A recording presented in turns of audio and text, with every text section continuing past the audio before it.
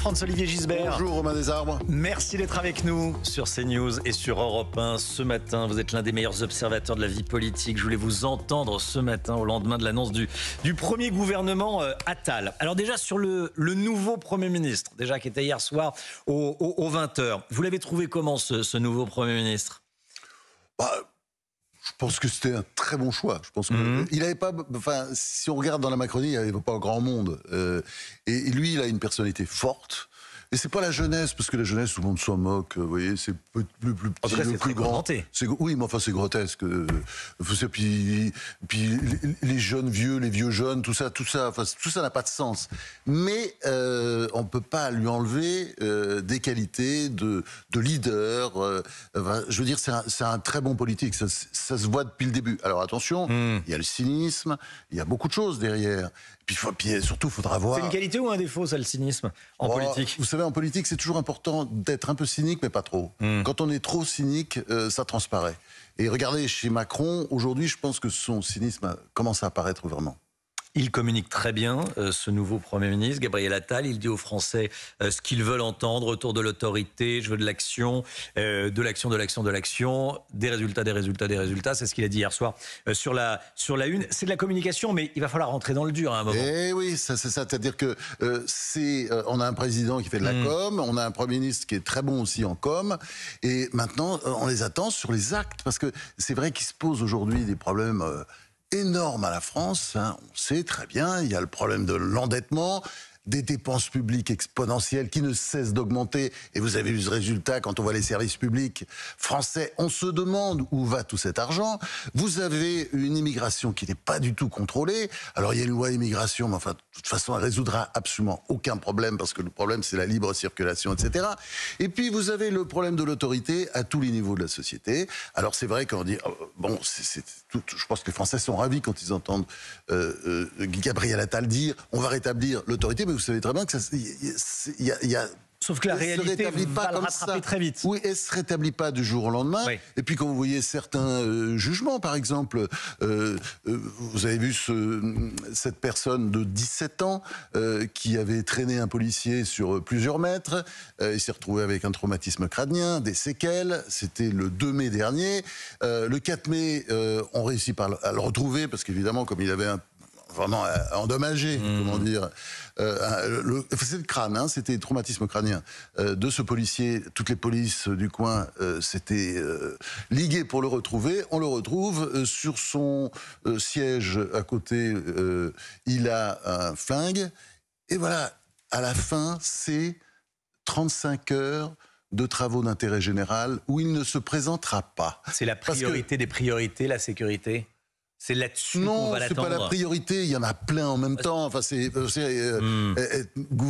être ministre aujourd'hui, c'est quand même plus difficile qu'il y a 20 ans ou 30 ans. Parce que les problèmes viennent de tous les côtés. Vous avez les finances publiques, vous avez le contrôle de l'immigration, vous avez l'autorité, vous avez la sécurité. Vous avez aussi, excusez-moi, la réindustrialisation qu'il faut faire. C'est un vrai sujet. La France est le pays le plus désindustrialisé aujourd'hui avec la Grèce, hein, on est tout en bas du tableau, il faut quand même essayer de remonter la pente. Bon, politiquement, le gouvernement penche un peu plus à droite. Un peu plus, oui, absolument. Maintenant, Rachida Dati, Catherine Vautrin, Bruno Le Maire qui reste à Bercy, Gérald Darmanin qui est à l'intérieur, qui reste à l'intérieur.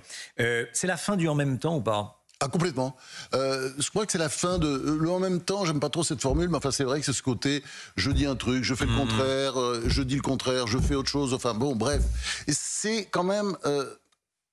c'est une forme de lâcheté, je dirais. Vous voyez, le en même temps, c'est de la lâcheté. Oui, un peu. C'est-à-dire que, oui, on choisit pas. C'est ce que les Belges appellent le chèvre-choutisme, hein, chèvre et chou. C'est ce qu'on appelle dans ma Normandie, peut-être ben oui, peut-être ben non. Vous voyez, bon, mais en fait, c'est pas une politique. Une politique, la politique, c'est choisir. Un gouverner, c'est choisir.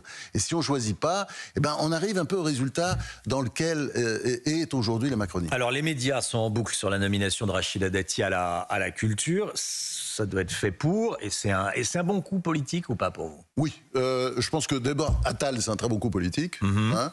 Là, je ne sais pas si c'est Macron sur l'influence de Nicolas Sarkozy. Enfin, selon les informations d'Europe 1, il y a eu discussion entre Nicolas Sarkozy et Emmanuel Macron. Je vous écoutais pour faire venir après. Rachida Dati. Semble-t-il. Oui, mais enfin, est-ce que l'idée n'était pas déjà de Macron? Bon, bref. Ouais. Enfin, on ne sait pas. On va faire l'enquête. On saura sûrement dans quelques. Mais Gabriel Attal jours. l'a su plutôt au dernier moment. Oui, ouais, exactement. Bon, enfin, il y a deux surprises du chef, en fait. Ça, Macron, là, il a vraiment eu la main heureuse, c'est-à-dire Gabriel Attal, personne conteste ce choix, parce qu'au moins il est doué, quoi. C'est pas toujours le cas des gens qui étaient à Matignon, pour différentes raisons. Mais là, il est doué. Après, on va voir à l'usage. Et puis, Rachida Dati, c'est un personnage, c'est l'événement, en fait. Vous savez pourquoi? Parce que c'est Cruella, hein, le personnage de Disney. Elle est très drôle, elle est totalement défiltrée. On imagine déjà, on la voit déjà au Festival de Cannes balancer des horreurs. Elle a été virée des LR. Ah bah immédiatement, mais c'est normal, ça. Mais c'est normal, on peut pas être... Ah non, mais attendez, c'est la fin de LR. Si LR dit tant mieux, bravo, restez avec nous, etc. C'est la fin de LR, ça peut pas marcher comme ça. Il y a la volonté chez Emmanuel Macron de détruire les Républicains depuis pratiquement... c'est normal d'ailleurs, c'est la politique, c'est tout à fait logique. Depuis 2017, et c'est vrai que si les LR commencent à dire « Ah bah c'est très bien, c'est fini », donc ils sont obligés pour exister de la virer. Et c'était évidemment, c'était attendu, c'était instantané. Elle a fait semblant de ne pas voir, de ne pas comprendre, mais ça, je pense que comme c'est une politique, elle savait. Et je pense que c'est important, vous voyez, on disait la fin du en même temps. Oui. Elle, c'est intéressant parce que c'est au moins, bon, elle a des défauts, hein, ça on pourra développer si vous voulez, mais il y a quelque chose chez elle qui est très fort, c'est une républicaine. Hein, elle aime la France, on ne peut pas dire qu'elle n'est pas patriote. Et ça, je pense que c'est un point important parce que dans les problèmes qui se posent à la France, vous savez très bien, il y a la montée des communautarismes. Hein, parce que vous avez même elle vient d'un milieu populaire. Elle vient d'un milieu... Elle connaît ça par cœur. Et si vous voulez, c'est important la politique, c'est de parler aux gens. Et là, vous avez des dans les noms que vous citiez, par exemple, à commencer d'ailleurs par Catherine Vautrin, qui est quelqu'un de costaud, solide, comme ça, qui sait. Vous avez des personnalités qui savent parler aux gens et puis aussi, comment dire, aux administrés. Vous connaissez parfaitement les arcanes de la Ve République. Le gouvernement l'a annoncé. C'est un gouvernement resserré. 11 ministres de plein exercice, des ministres délégués et un Premier ministre. Ils sont 15. C'est efficace ou c'est de la com? Ou c'est à chaque fois la même musique? Puisque vous savez très bien qu'après on va se retrouver peut-être dans un an, je prends le pari, avec des équipes de 30 personnes. C'est toujours un peu comme ça. Mais l'idée, si vous voulez, de donner le pouvoir dans cette équipe à 4-5 personnes, c'est important. Puisque vous savez très bien que le grand problème aussi de la Macronie, mais c'est...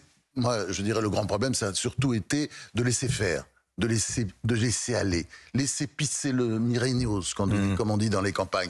Je crois que ça a été ça le grand problème. Mais aussi le fait qu'on n'ait pas identifié beaucoup de personnalités, à part d'ailleurs Gabriel Attal et quelques autres, mais très peu. Et là, c'est important que vous savez, quand on gouverne, pour que les Français se sentent gouvernés, il faut aussi que derrière, il puisse y avoir des visages. Le rôle de Nicolas Sarkozy ? Oh bah, je pense que Nicolas Sarkozy, il discute avec Emmanuel Macron, ça voilà, c'est notoriété. Bon, il y a des très bons rapports entre eux. Oui. Mais je pense que vous connaissez Nicolas Sarkozy, il n'a pas non plus la langue dans sa poche.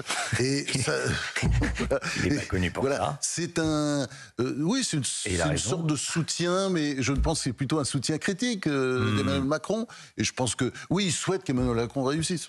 En fait, la vraie question que tout le monde se pose ce matin, et que les Français se posent ce matin, qui en réalité se fichent pas mal de savoir si c'est un petit peu plus à droite, un petit peu plus à gauche, c'est qu'est-ce qui va changer concrètement? C'est ce que vous nous disiez au début de cet entretien. C'est ça qu'attendent les Français. Et qu'est-ce qui va changer concrètement quand vous avez à nouveau Bruno Le Maire qui reste à Bercy, Gérald Darmanin à l'intérieur, qui sont quand même les deux gros ministères?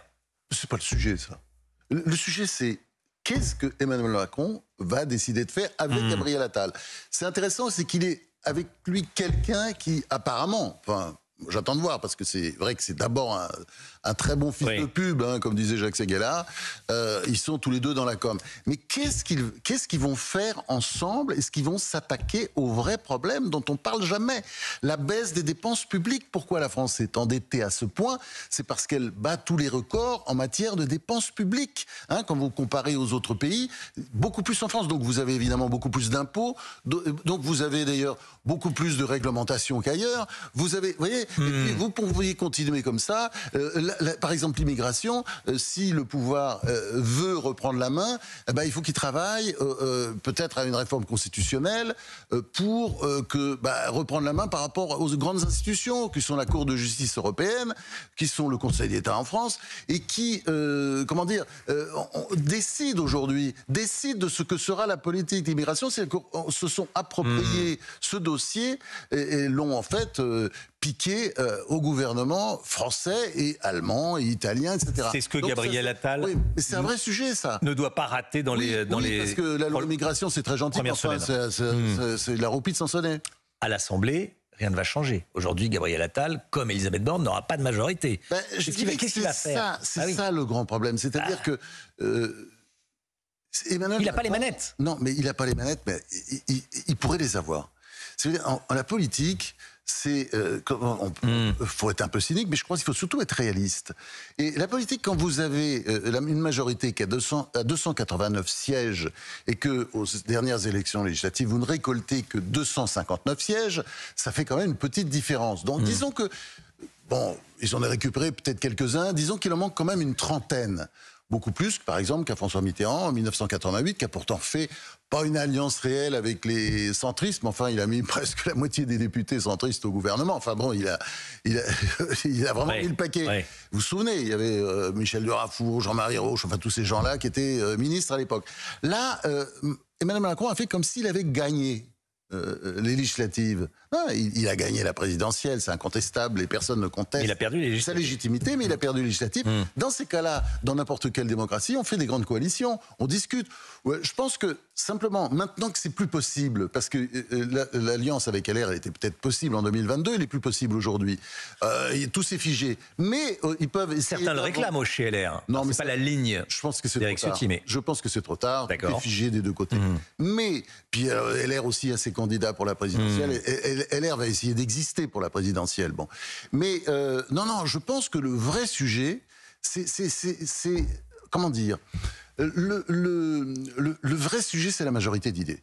C'est-à-dire de mettre ensemble, que ce soit avec LR, avec les centristes, avec les macronistes, des grands projets, des projets qu'on travaille ensemble et ensuite qu'on vote ensemble. Ça, c'est un moindre mal.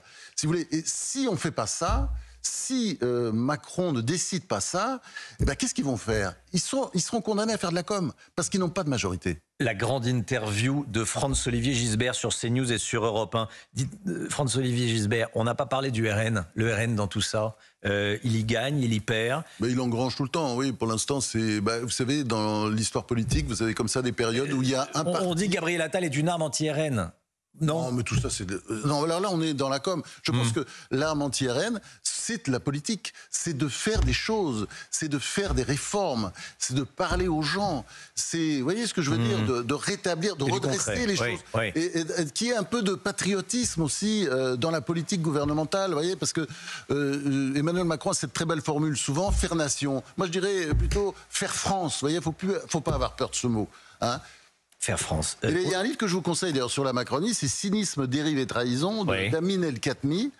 Comment Macron et Mélenchon sont devenus les marchepieds du Rassemblement national. C'est cher Père et Colline. Ça, c'est votre conseil, lecture. Je suis venu avec parce que vraiment, c'est un bon moment de lecture. Et sur le cynisme de la Macronie, on en apprend long. Franz-Olivier Gisbert, les élections européennes, le 9 juin. Stéphane Séjourné au ministère de l'Europe et des Affaires étrangères. D'abord ministre de l'Europe et ensuite ministre des Affaires étrangères. Olivier Véran. Ça, c'est bizarre. Tête de liste de la majorité aux européennes. On dit qu'il serait nommé tête de liste de la majorité aux élections européennes. Et, Jordan Bardella doit avoir peur ou pas? Non. Oh non. Non, parce que là, les effets du gouvernement, de la nomination, la popularité... Bon, il y a une réelle popularité de Gabriel Attal, il y a un vrai phénomène. Bon, ce sera un peu retombé dans 2 mois, dans 3 mois. Vous voyez ce que je veux dire? Ça va se déliter peu à peu. Et moi, je pense pas que cette opération a été faite pour gagner les européennes, comme j'entends dire sur nombreuses antennes.